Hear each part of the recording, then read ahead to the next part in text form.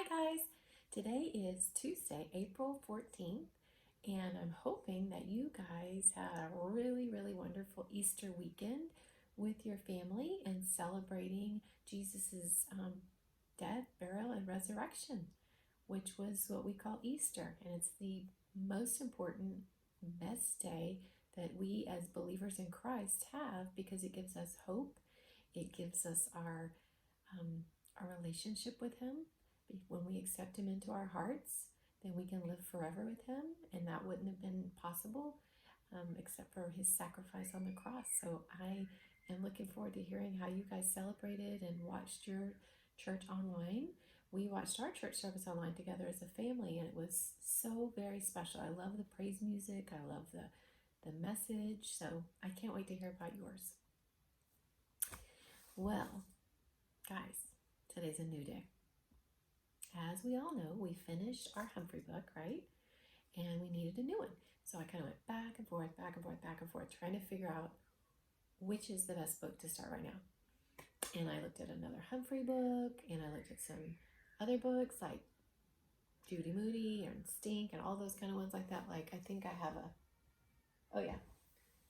Stink and the Shark Sleepover. That was one.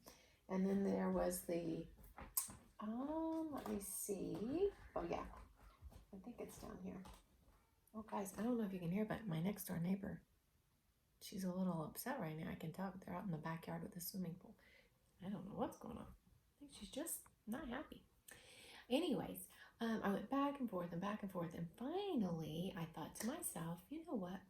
Every year, this time of year, I get really excited because I get to read to you from my all-time favorite children's book. I mean, all-time. Well, there's three. So if you were in my class last year, you will remember this one. Hopefully you'll be like me because I read it every year. I've read it for like 9 years straight. And every time I read it, I get excited, even though I know what's about to happen because I love it so much. I love the characters. I love what they do and their adventures.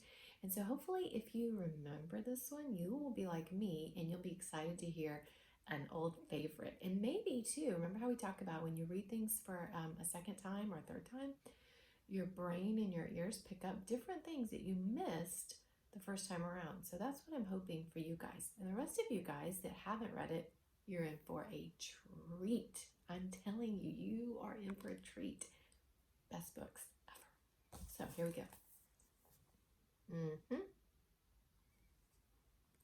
Favorite right here, guys. Buckle up your seatbelts. This is a great story. So here we go. Toys Go Out by Emily Jenkins. In the backpack where it's very dark. The backpack is dark and smells like a wet bathing suit. Waking up inside, Lumpy feels cramped and grumped. I wish I'd been asked, he moans. If I had been asked, I would have said I wasn't going. I know you're wondering all about who is this Lumpy? Where are they, right? Shh, says Stingray.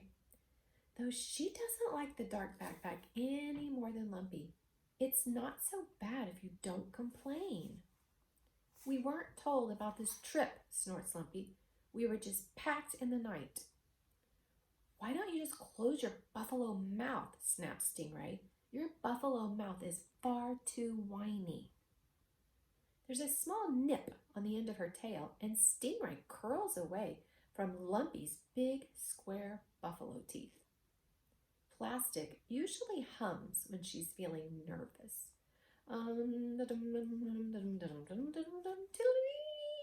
She trills to see if it will make the inside of the backpack seem any nicer. Don't you know the words to that song? Asks Lumpy. There are no words. It's a hum, answers Plastic. No one says anything for a while after that. Does anyone know where we're going in here? Wonders Lumpy. Plastic does not. Stingray doesn't either. My stomach is uncomfortable, grumps the buffalo.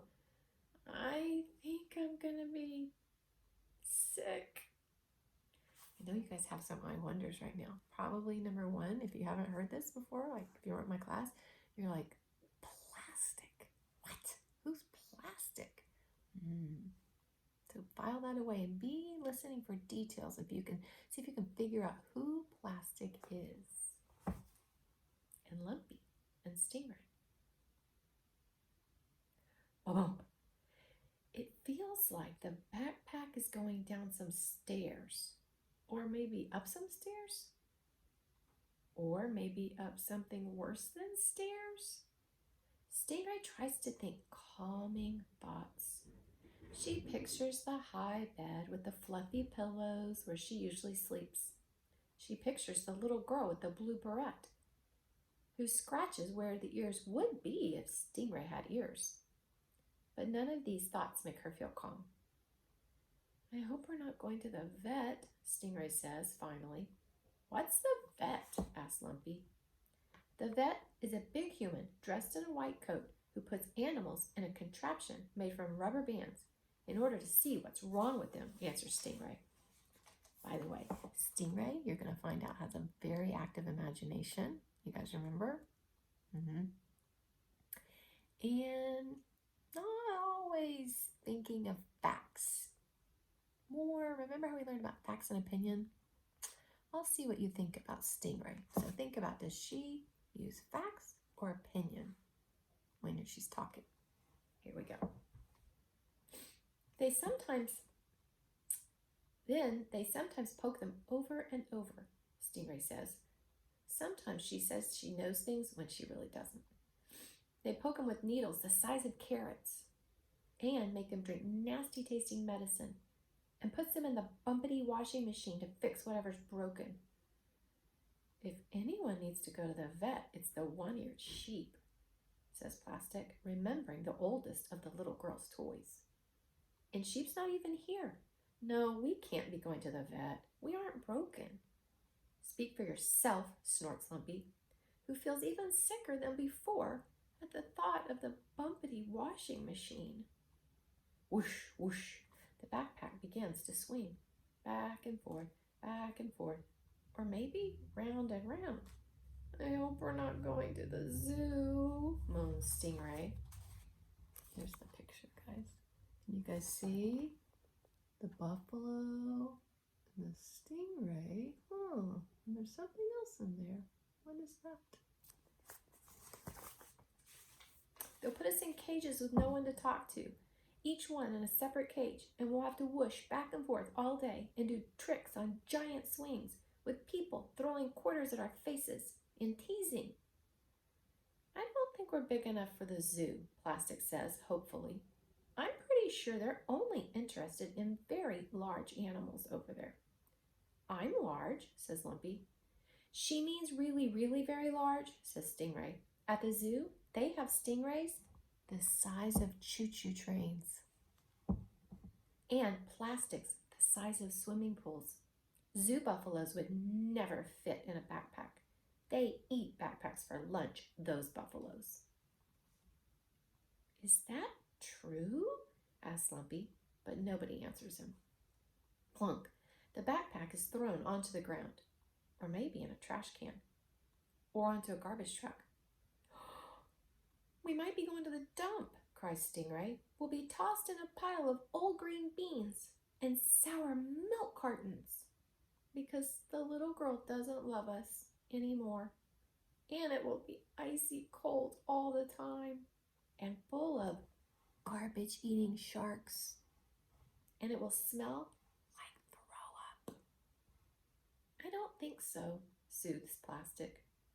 I'll be forced to sleep on a slimy bit of used paper baggie instead of the big high bed with the fluffy pillows, continues Stingray. There's a noise outside the backpack.